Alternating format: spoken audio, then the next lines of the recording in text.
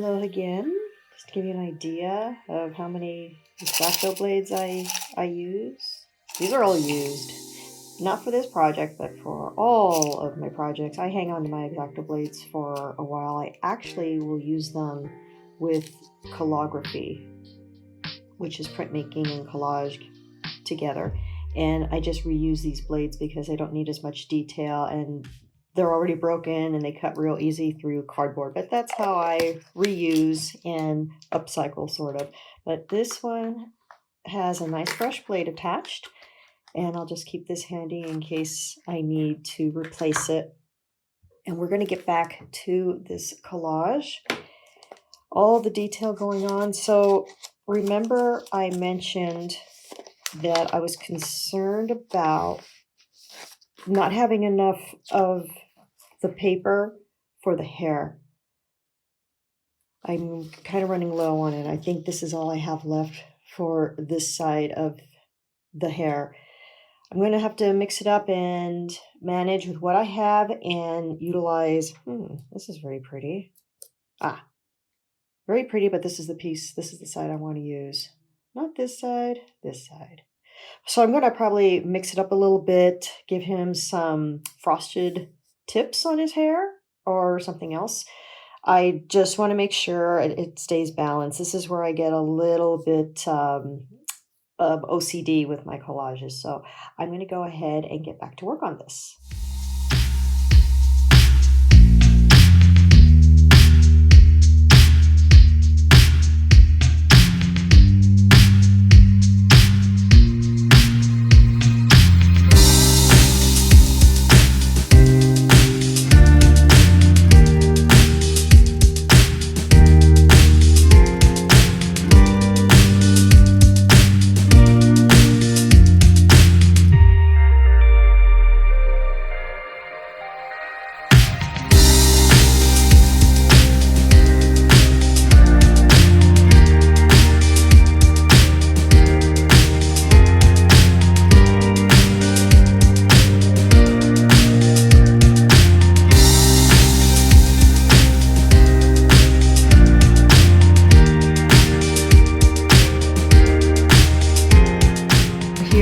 Part of the solution.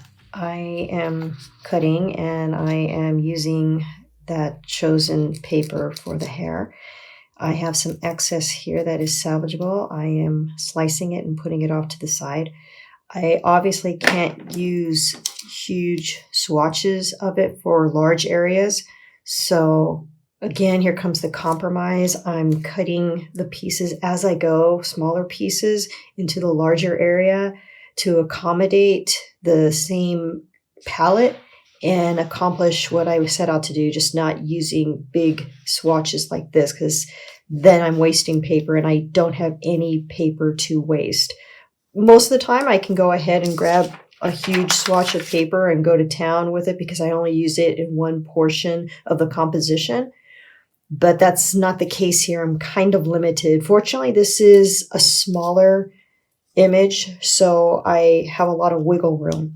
So basically what I'm doing, just cutting out the sections, trying to accommodate that palette still, and mixing it up, throwing in some blonde highlights for him, which is completely appropriate for our subject here.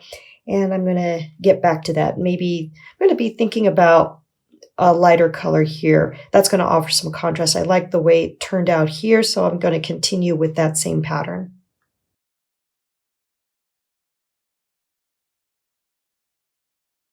Here's another little creative dilemma. Here is that fragile, archaic type of paper from the German magazine, over 50 years old. I want to incorporate it in the hair. I can, but remember from last week, we have issue with cutting this, even with an X-Acto knife, because it is fragile. And when I'm cutting it, it scrunches up, it crumbles up. So I need to be careful. I want to cut it as little as possible. So I have my template here. I have my space here. And I know I'm going to be cutting again here, but not here. So when I place my adhesive, I want to put it on this side. So I'm going to tape it here so I won't have to cut through as much. And surprisingly enough, I actually have several pieces of this old paper to use. So I might be using this, interspersing it throughout the hair. So I'm going to go ahead and adhere it right here because I know I'm not going to be cutting any more on the face. This is where the face was. I have no adhesive here. It's going to be easier for me to cut through and I won't make a mess, hopefully.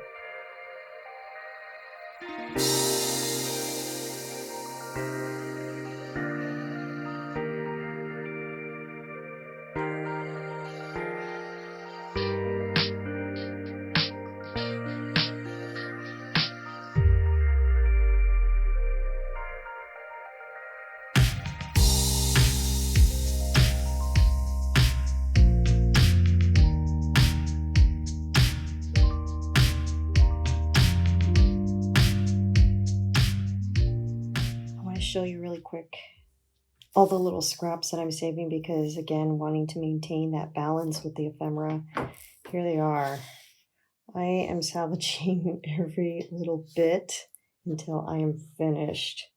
I start getting a little nervous when I'm down to just a few bits of precious paper. It's something that I'm just trying to maintain here and make sure I don't run out before the composition's done. I'm almost done with the hair. I'm for sure going to finish the hair today and maybe take a quick break because the hands are going to be something else. Maybe not as difficult as this hair, but this is what I'm doing. You're probably noticing when I'm cutting the excess off the back of pieces, I'm trying to salvage as much as I can because at the very least, I can knit it together. So I may have not an entire large swatch, but I'll have a tiny bit here and a tiny bit here, combine them together, and I can manage to fill in a space on the template. So I'm going to get back to work here. I'm not going to go through what I went through with the cigarette lighter. I'm going to cut through the cigarette, and I'm actually planning on simply building the cigarette collage and then attaching it to this later because this is still actually not finished and is making me a little cuckoo. So I was gonna cut by it, but I'm just gonna simply put it on top of the hair here. That's what makes the image so interesting are these different components that are juxtaposed on the picture plane. That's what makes collage so cool to look at, but it's a bit of that detail work can get kind of frustrating, and I don't want to be frustrated, and I don't want to frustrate you guys by torturing you with my tedious processes here and my OCD. So I'm going to get back to this and speed it up again.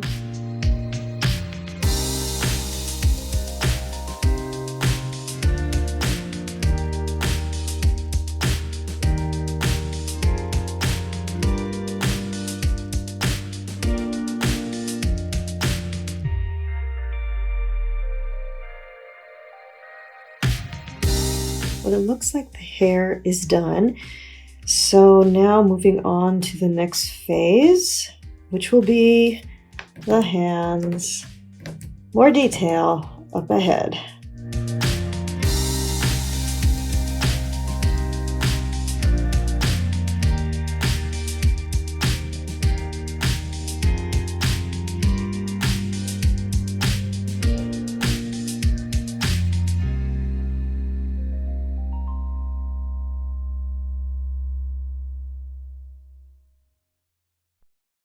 Okay, I was doing a little work off camera because I am running very low on battery. I'm going to need to charge it up for a minute and take a little break. But here is that area, portion of the area with the thumb holding the cigarette. I got the cigarette ready. So when we come back, this is all going to be attached and we'll be moving on to this side.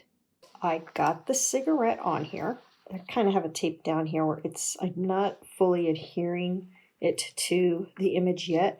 I will later when everything is nearly done because I learned my lesson from this cigarette lighter. I wished I had done the same because I'm going to have to cut in to the cigarette lighter to create the template for the fingers, which are highly detailed. I have some ideas here how I wanted to approach the cuts. I don't know if I'm going to adhere to those, but I'm going to use them as a guide. Kind of wished I did the same thing again with the cigarette, with the lighter, do the lighter separately and tape it on later.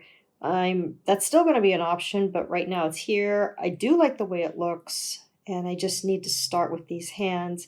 Do I keep the fingernails? I'd like to. That would make it look more professional, and it's going to be a lot more work. So let me get to it.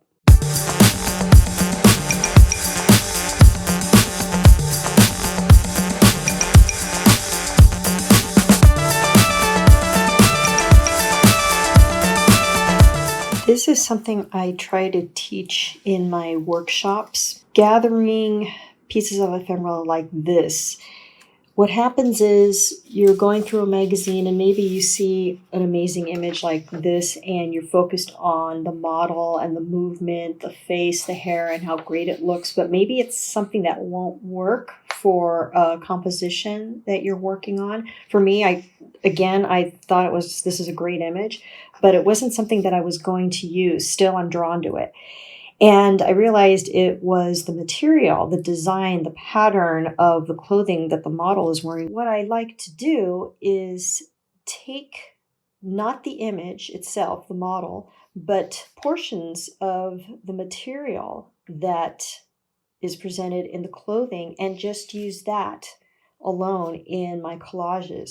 Maybe for clothing, for an image that I'm working on, like I am with this Bowie portrait, or maybe it's going to end up as something else completely different. So I try really hard not to discard images that I may or may not use. I hang on to them for a while. I don't like to hoard my stuff because I don't have a lot of space, but I do hang on to things that I am semi-interested in because they take on another life when I'm working with different collages. So I already created his jacket over here. You can kind of see it behind the cigarette. And I'm just going to add it here as the other side of his shoulder, so he is complete.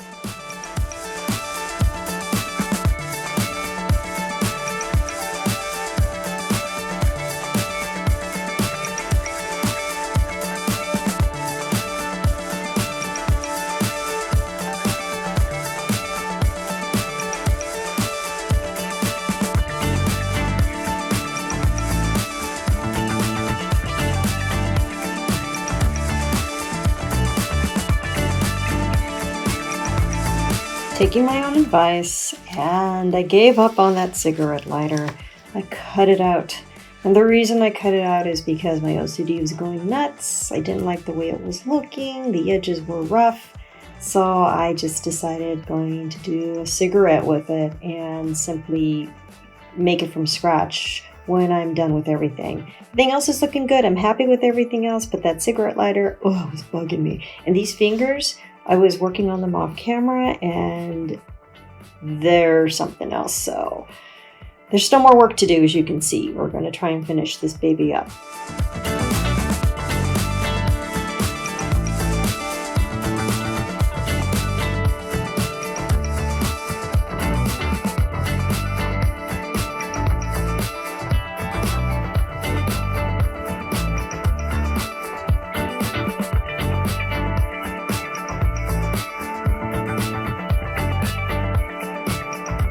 I think we're finished.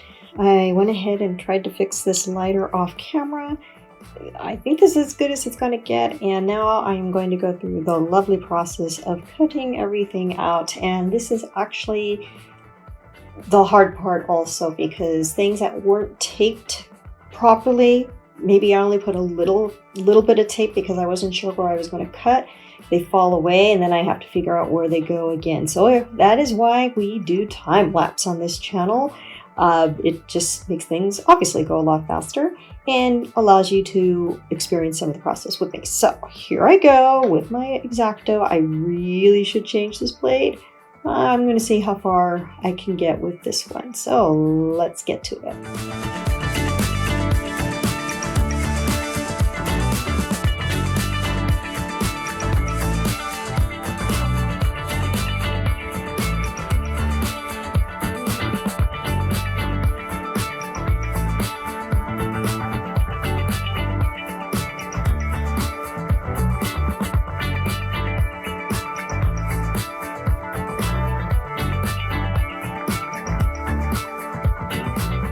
So that wasn't as hard as I thought it was going to be, but when I was doing the cut this way, I heard an awful popping noise. So I knew I was cutting through some structural elements, and it actually wasn't as bad as I thought it was. Just everything needed more tape. That's always the issue I'm finding now with the packing tape. I really love using it. I'm going to keep using it because for me, everything is a lot neater and cleaner. But there are structural issues when you're doing your final cuts. I was playing with some backgrounds or thinking about some backgrounds for this image. I have this. I'm not sure if I'm going to use it. I'm just, again, just playing with it. Oh, that's almost perfect. Do I want to use it though? I don't know. I also have, well, it's not a whole image, it's just some checkered stuff. I'm just going to do something like this maybe. Oh no. Maybe something like this. I don't know. There's a lot of design going on with this collage already, so I don't necessarily have to do anything. Normally what I do is I put it into Photoshop and make something of it from there. I am liking this blue. This might be it. I'm not sure. I'm going to think about it, but I'm going to give you a final look at it.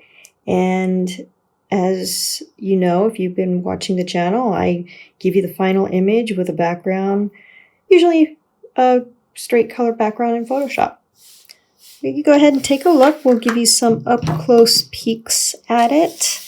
You can see my little scrunched up paper and maybe a couple of uneven cuts and some good cuts, because this one took a long time, but I like it. It was worth it, and I'm so glad you joined me for it. So I will be seeing you probably next week. Have a good one.